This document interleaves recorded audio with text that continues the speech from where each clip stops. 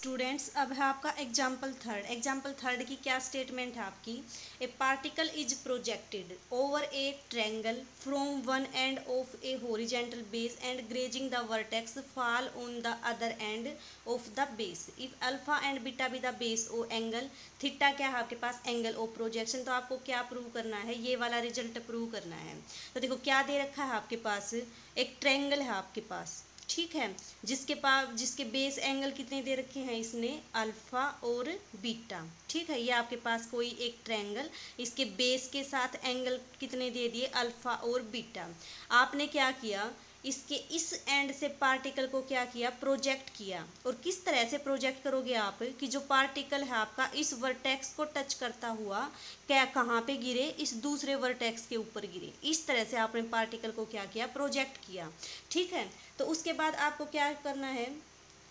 क्या दे रखा है? हॉरिजॉन्टल बेस के साथ दो एंगल हैं आपके पास, यहाँ से पार्टिकल को प्रोजेक्ट किया और fall on the other end of the base, दूसरे एंड के ऊपर पार्टिकल क्या हुआ आपका? यहाँ आके गिरा।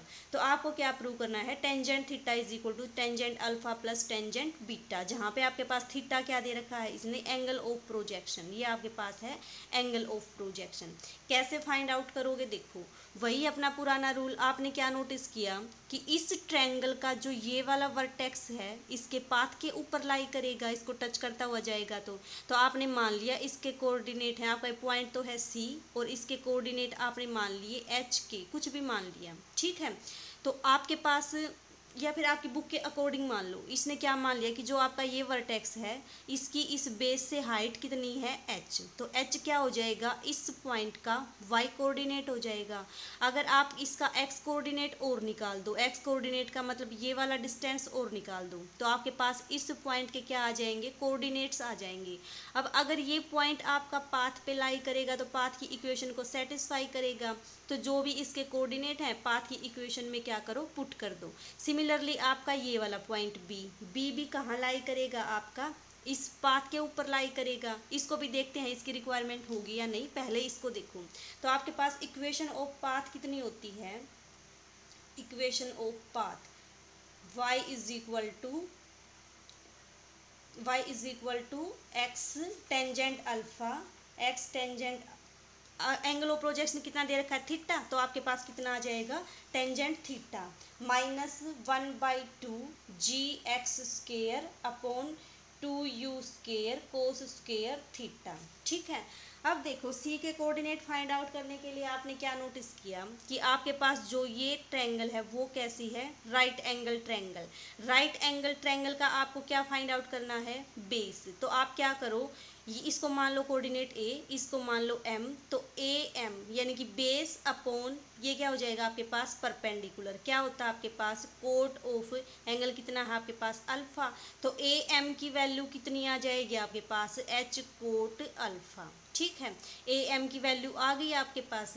अब देखो ए एम की वैल्यू आने का मतलब आपके पास इस सी का एक्स कोऑर्डिनेट आ गया। तो सी पॉइंट के जो कोऑर्डिनेट है वो क्या आ गए? एच कोट अल्फा, और दूसरा कोऑर्डिनेट क्या मान रखा है आपने? वाई यानी कि एच।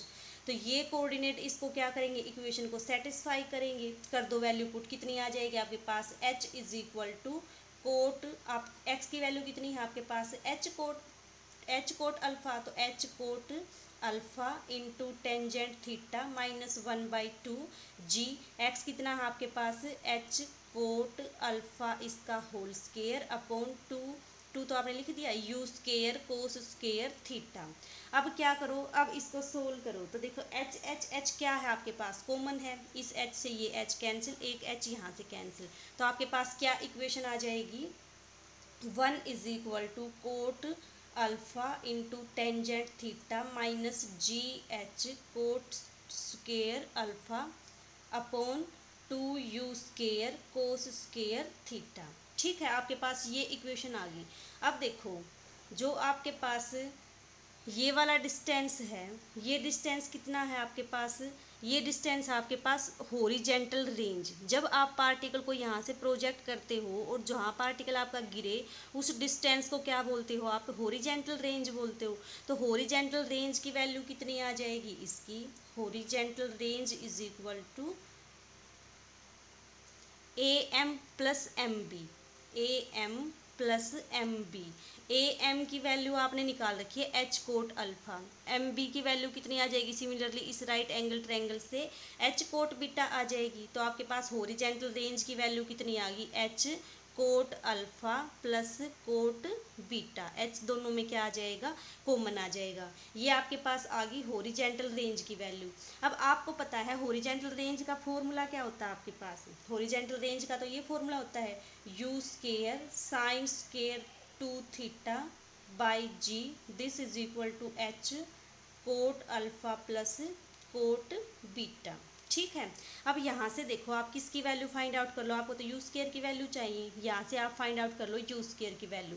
तो यू स्केयर की वैल्यू कितनी आ जाएगी आपके पास, U square is equal to, इस जी को यहाँ ले आओ, साइन स्केयर 2 थीटा को यहाँ ले आओ, तो कितना आ जाएगा H G into coat alpha plus cot beta divided by sine square 2 theta. You square की वैल्यू फाइंड आउट कर ली। अब यू स्केयर की वैल्यू को क्या करो आप यहाँ पे पुट कर दो इस इक्वेशन में, ये वाली जो इक्वेशन है उसमें। हमने ऐसा क्यों किया, क्योंकि जो आपको प्रूव करना था रिजल्ट वो थीटा अल्फा और बीटा में चाहिए, वहाँ उसमें कोई भी यू की टर्म नहीं है। तो इसलिए हमने यू की टर्म को एलिमिनेट करने के लिए हॉरिजॉन्टल रेंज का वो लिया। ठीक है, हॉरिजॉन्टल रेंज आपके पास गिवन थी तो आपने हॉरिजॉन्टल रेंज का यूज़ किया, हॉरिजॉन्टल रेंज का यूज़ करके हमने यू स्केयर की वैल्यू फाइंड आउट कर ली। और इस यू स्केयर की वैल्यू को क्या करोगे आप इस इक्वेशन में पुट कर दोगे। जब इस इक्वेशन को आप सोल्व करोगे तो आपके पास ये वाला रिलेशन आ जाएगा। ट्राई करके देखना इसको, ऐसा ही आपका क्वेश्चन नंबर 5 है उसको भी करना। ठीक है।